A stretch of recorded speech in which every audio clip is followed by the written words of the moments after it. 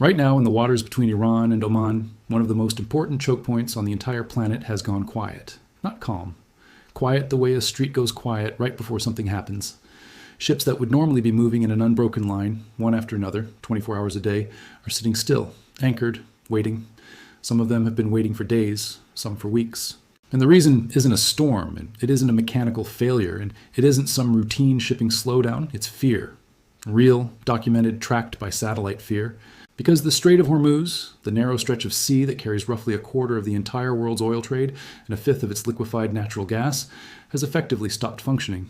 And the question everyone in the region is now whispering is the same one you're about to hear the answer to. What happens when the world's most important shipping lane simply refuses to open back up? Let's start with where things stand today, because the numbers alone should stop you cold. On a normal day, before any of this began, somewhere around 80 to 90 vessels would pass through that strait. Oil tankers, container ships, bulk carriers, all moving through a lane barely wide enough to feel safe. As of the most recent tracking data this week, that number has collapsed to a fraction of what it was. Some days, barely 10 ships make the crossing.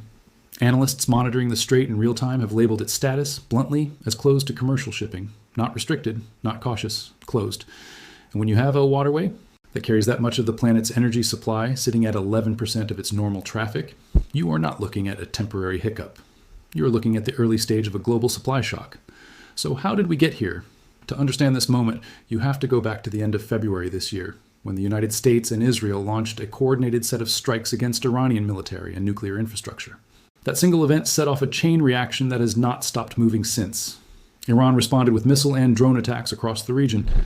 The Strait of Hormuz, which Iran has long treated as a lever it can pull whenever it feels cornered, was effectively shut down by Tehran in retaliation.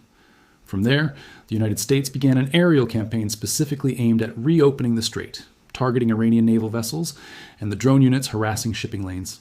By April, Washington had gone a step further, imposing a full naval blockade on Iranian ports. Iran, in turn, laid sea mines in the strait and warned that any vessel connected to the United States or Israel would be treated as a target. For a moment, in early April, there was a ceasefire. Diplomats met. There was talk of reopening the passage, of restoring something close to normal maritime traffic. It didn't hold. And by July, both sides were back to trading strikes, back to disputing publicly whether the strait was even open at all. Iran's own maritime authority, a body it created specifically to manage traffic through the strait, posted directly that passage through Hormuz was, in their words, currently not possible, and pointed the finger squarely at what they called illegal movements by the United States military. The United States, for its part, has continued insisting the waterway needs to be forced back open by pressure, by strikes, by whatever it takes. Caught directly in the middle of this standoff are the people who never asked to be part of a geopolitical chess match, the seafarers. Ordinary merchant sailors, tanker crews, cargo ship operators, people just doing their jobs, who suddenly found themselves trapped in one of the most dangerous stretches of water on Earth. At the peak of this crisis, more than 11,000 of them were stranded across the region, unable to move their ships forward or backward without risking an attack. The International Maritime Organization, the United Nations body responsible for global shipping safety, actually built an evacuation plan specifically to get these seafarers out safely. They negotiated safe passage routes. They coordinated with Iran, with Oman, with the United States. For a moment, it looked like there was a path to safely pulling thousands of people out of harm's way. Then, in late June, that plan collapsed. A vessel involved in the evacuation effort was attacked. The IMO was forced to pause the entire operation, mid-execution, with thousands of people still exactly where they didn't want to be, sitting in ships in one of the most contested waterways on the planet. Iran's maritime authority responded by warning that any vessel choosing to leave through routes outside their own designated corridors would not be covered by any guarantee of safe passage. Read that again. If you don't follow Iran's rules on Iran's terms and Iran's chosen lanes, you are on your own. That is the reality several thousand civilian mariners are living with right now, today, as you're watching this. And this is where the real documented history of evacuation orders in this conflict becomes important, because this is not the first time the word evacuate has echoed through Tehran. Back in June of last year, during an earlier and brutally intense phase of hostilities between Israel and Iran, the Israeli military issued a formal evacuation warning for a district in northern Tehran, home to more than 300,000 people, an area that included Iran's state broadcaster and several government-linked facilities. That warning came with a kind of chilling visual precision Israel had already used elsewhere in the region. A three-dimensional map, a district highlighted, a message that presence there endangers your life. Hours later, then, President Trump posted his own message, blunt and unmistakable, telling the entire population of Tehran, all 10 million people, to evacuate immediately. What followed was chaos that any resident of that city will tell you they'll never forget. Long lines of cars stretching for kilometers, all moving in the same direction, away from the capital. Fuel rationed to 25 liters per vehicle as gas stations were overwhelmed. Trips that would normally take 7 or 8 hours stretching into full days on the road. The historic Grand Bazaar, a market that had survived decades of unrest, shuttered for the first time since the depths of the pandemic. State television was hit mid-broadcast, forcing a presenter to flee the studio on live air as dust filled the room and the screen cut to black. Iran's own government sent a mass text message to every resident of Tehran, urging them, if at all possible, to travel to other cities while remaining calm. 10 million people, told in a single sentence to consider leaving their homes. That is the precedent. That is what an evacuation order in this conflict has actually looked like when it has happened for real, verified by multiple independent news organizations on the ground.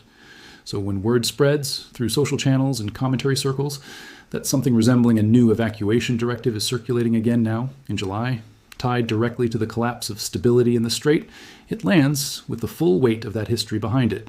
To be clear, in this matters, I'm not going to hand you an unverified document and tell you it's confirmed fact. What is confirmed, what is on the record from multiple sources this week, is this. Renewed hostilities between the United States and Iran have brought shipping in the Strait to a near standstill again. Around 6,000 seafarers were reported stranded aboard hundreds of vessels just this month, with Gulf nations placed on high alert for further attacks. Iranian forces have struck tankers directly in the waterway. A Cyprus-flagged container ship was set ablaze after an IRGC strike, leaving more than 20 crew members in immediate danger. Just this week, 2 more tankers were hit near the Omani coastline, one of which had reportedly been running dark without a transponder signal for over a week beforehand, the kind of detail that tells you just how much normal maritime law and order is broken down out there.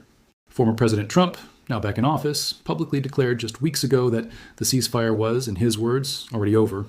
Whatever fragile peace existed after the spring negotiations has effectively disintegrated. And with that collapse has come exactly the kind of environment where evacuation planning, whether formal or informal, whether announced publicly or quietly prepared behind closed doors, becomes not a possibility but a near certainty. Governments do not wait until the last missile is in the air to start moving people. They plan ahead. Embassies draw up contingency routes. Shipping companies pre-position their fleets outside the strait, rather than risk being caught inside it when the next strike comes. And ordinary citizens, the ones with the means to do so, start quietly making arrangements of their own, long before any government makes an announcement. Now think about what this actually means beyond the borders of Iran, because this is not a regional story. This is a global one. A quarter of the planet's oil moves through this exact stretch of water. When ship traffic there drops from 90 vessels a day to 10, when insurers start refusing to cover tankers willing to make the trip, when captains are choosing to sit anchored off the coast of the UAE rather than risk the crossing, the ripple effects hit every economy on Earth. Energy analysts have already flagged rising crude prices directly tied to the standstill. Every day this drags on, the pressure on global markets compounds. This isn't an abstract geopolitical squabble happening somewhere far away. This is the artery through which a huge share of the world's energy literally flows, and right now, that artery is constricted almost to the point of closing entirely. So where does this actually go from here?